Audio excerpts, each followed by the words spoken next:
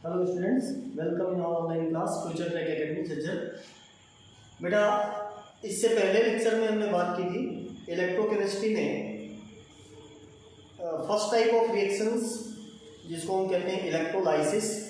Electrolysis में आपने देखा कि किसी भी सोल्यूशन में से या किसी भी मोल्टेन स्टेट्स मटेरियल में से अगर हम इलेक्ट्रिसिटी पास करते हैं तो उसमें जो इलेक्ट्रोलाइट होता है वो दो पार्ट में डिवाइड हो जाता है और उसके पॉजिटिव या नेगेटिव जो आयंस होते हैं वो रिस्पेक्टिव इलेक्ट्रोड पे जा करके और न्यूट्रलाइज हो जाते हैं, डिपॉजिट हो जाते हैं।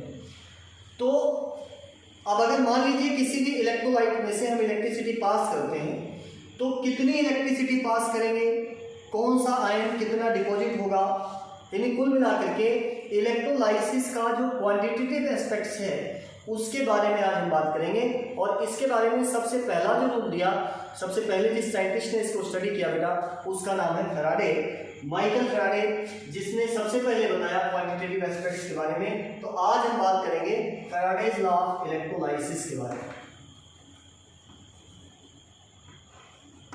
Faraday's law of electrolysis.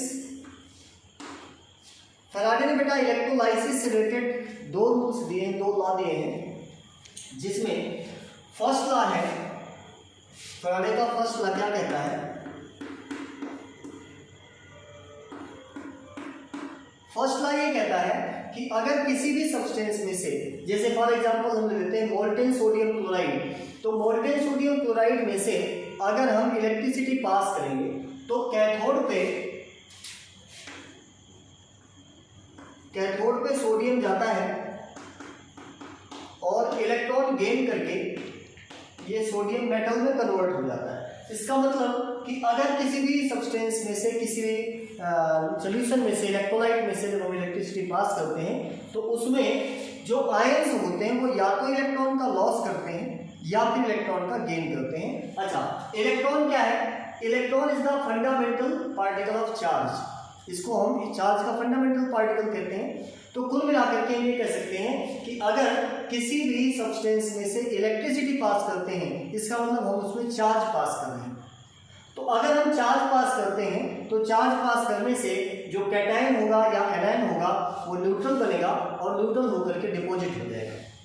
अब यहाँ पे आप सीधा देख सकते हैं बेटा कि अगर हमें सोडियम क्लोराइड में से इलेक्ट्रिसिटी पास करते हैं और अगर उसमें से हम एक इलेक्ट्रॉन पास करें, यानी अगर उस मोल्टेन स्टेट में से हम 1 इलेक्ट्रॉन पास करते हैं, 1 इलेक्ट्रॉन भी मीन्स बात कि अगर हम इसमें 1.6 × 10⁻⁻19 कूलम पास करते हैं तो इतना कूलम चार्ज पास करने से सिर्फ एक सोडियम डिपॉजिट होता है।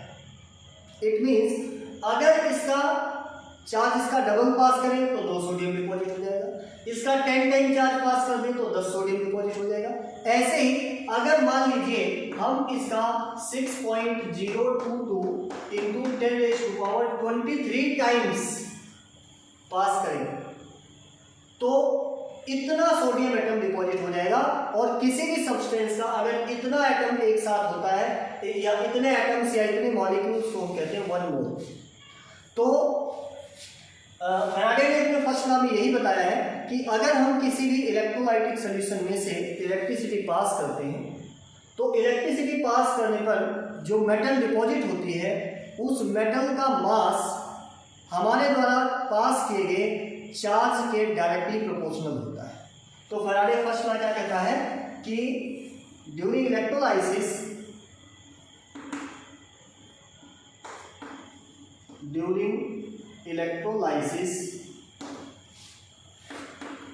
the mass of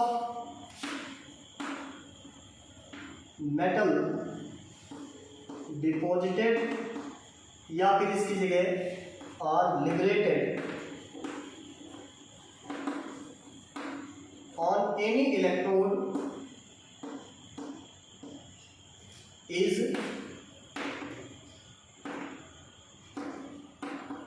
directly proportional to directly proportional to the electricity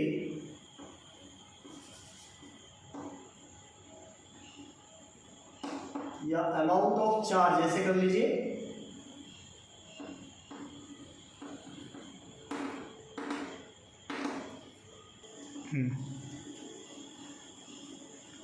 pass through the solution. इसका मतलब अगर हम किसी भी इलेक्ट्रोलाइट में से इलेक्ट्रिसिटी पास करते हैं तो उसमें जो मेटल डिपॉजिट हो रहा है, मेटल जितना डिपॉजिट हो रहा है उस मेटल का मास लेट W ग्राम अगर मेटल डिपॉजिट होता है, W ग्राम कोई अगर मेटल है, यहाँ वैसे मैंने मेटल लिखा, मेटल की जगह भी नॉन मेटल भी हो सकता है, जैसे क्लोराइड का डिपोजिशन हो रहा है, क्लोराइड का लिबरेशन हो रहा है, तो कोई भी चीज, कोई भी आयन जितना लिबरेट कर रहा है वो उसका जो मास होता है it is directly proportional to charge. अगर हम इसको इक्वल करेंगे बेटा तो यहाँ पे एक कांस्टेंट से मल्टीप्लाई करना पड़ता है, इस कांस्टेंट को हम नोट करते हैं यहाँ z से, तो ये हो जाएगा W is equal to Z into Q, जहां z होता है, z इज इलेक्ट्रोकेमिकल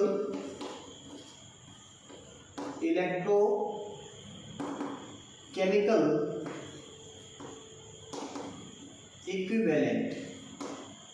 ठीक है, Z को हम कहेंगे इलेक्ट्रोकेमिकल इक्विवेलेंट। जो Z की वैल्यू होती है ये डिपेंड करती है किसी भी सब्सटेंस के, यानी जो आयन से डिपॉजिट हो रहा है उसके इक्विवेलेंट मास पे, किसी भी सब्सटेंस के इक्विवेलेंट मास पे डिपेंड करती है किसकी वैल्यू, Z की वैल्यू। तो अगर हम W is equal to Z into Q, इसकी जगह बेटा हम फिजिक्स में पढ़ते हैं Q इज इक्वल टू होता है I इंटू टी। ठीक है, तो अगर इसकी वैल्यू हम Q की जगह इसकी वैल्यू पुट करें इस इक्वेशन नंबर 1 में, तो हो जाएगा W is equal to Z I T, W is equal to Z I T. तो अब अगर मान लीजिए if I is equal to 1 ampere and time is 1 second, तो ऐसे केस में the mass W is equal to हो जाएगा Z। तो यहां से Z की डेफिनेशन आती है कि electrochemical equivalent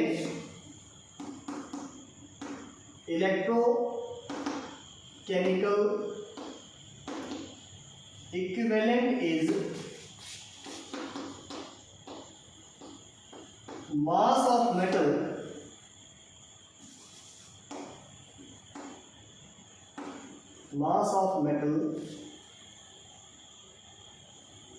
deposited by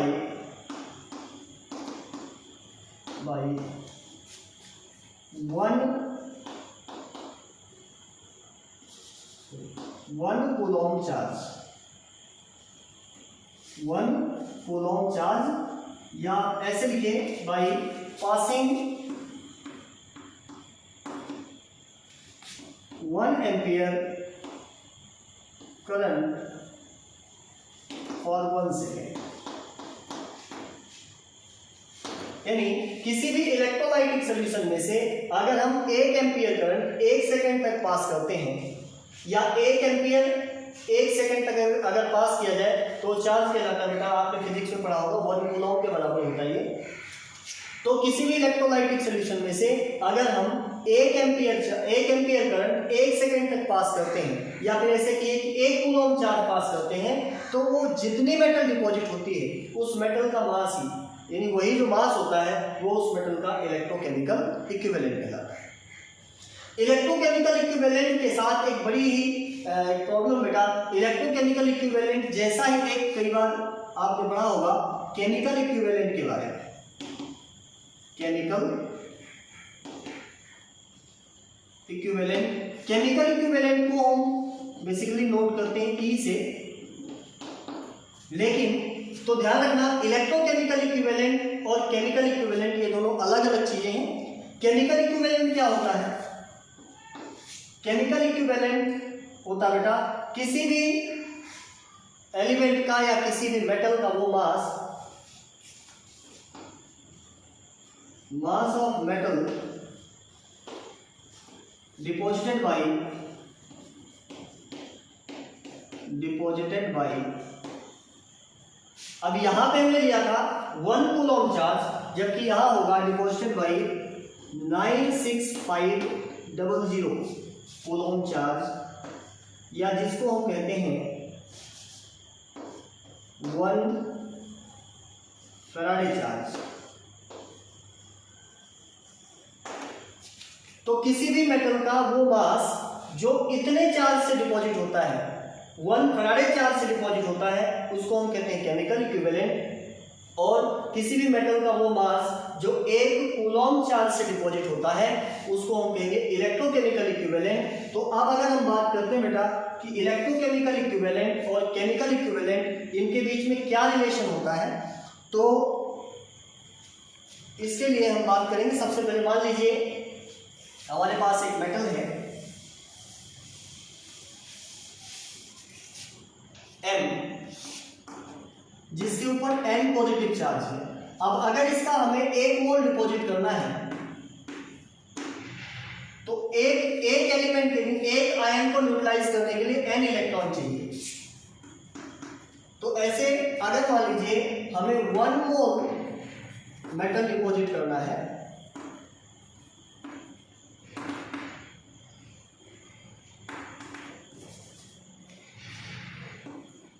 by, अब इसके लिए n इलेक्ट्रॉन, तो अगर 1 मोल है तो हमें n मोल इलेक्ट्रॉन की रिक्वायरमेंट होगी, 1 मोल इलेक्ट्रॉन की n मोल इलेक्ट्रॉन की रिक्वायरमेंट होगी। और हमें पता बेटा 1 mole electron is equal to, ऊपर आपने निकाला था 1 mole electron is equal to होता है 1 फैराडे, जिसकी वैल्यू होती है 96500 कूलॉम। इसका मतलब अगर हमें किसी भी मेटल का 1 मोल डिपॉजिट करना है, तो 1 मोल डिपॉजिट करने के लिए हमें कितना फैराडे चाहिए, n मोल इलेक्ट्रॉन यानी n फैराडे चाहिए।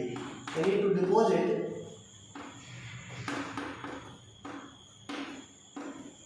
1 mole of any metal, 1 mole of any metal, we need n Faraday charge, where n is charge on ion।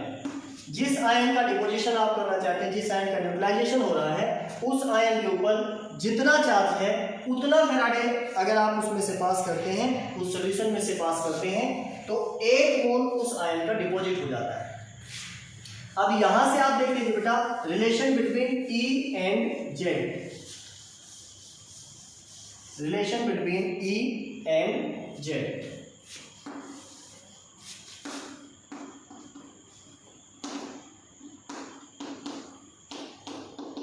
यानी electrochemical equivalent and chemical equivalent, ये हमारा केमिकल इक्विवेलेंट होता है, ये electrochemical equivalent होता है।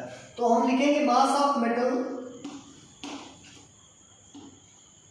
किसी भी मेटल के लिए हम मान लेते हैं मास ऑफ मेटल डिपॉजिटेड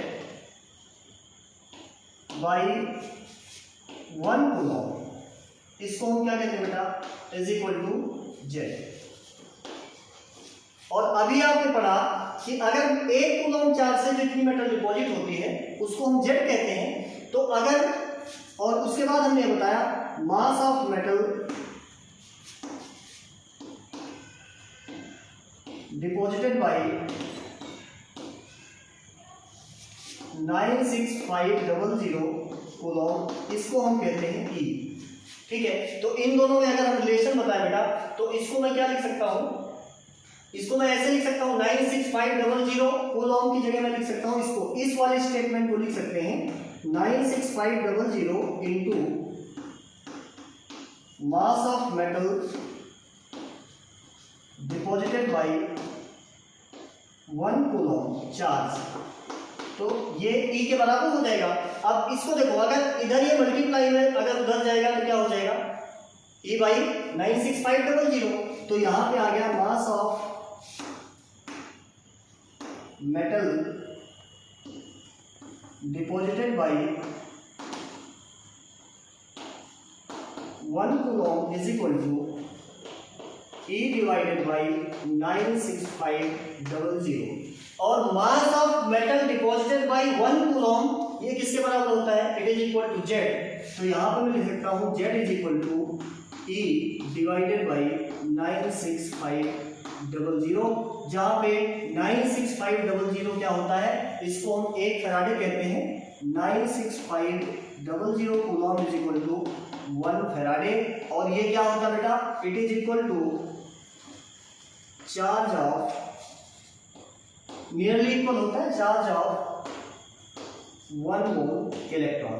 तो ये जो पूरा आपने रिलेशन पढ़ा ये हमको बताता है Faraday first law of electrolysis. ठीक है, इसके बाद हम अगले लेक्चर में देखेंगे बेटा Faraday second law of electrolysis, जो कि इसी फर्स्ट लॉ की एप्लीकेशन है। तो अगर ये आप अच्छी तरीके से समझ लेते हैं तो फैराडे सेकंड लॉ अपने आप समझ में आ जाएगा। ठीक है, और आज के लिए इस वीडियो में हम इतना ही।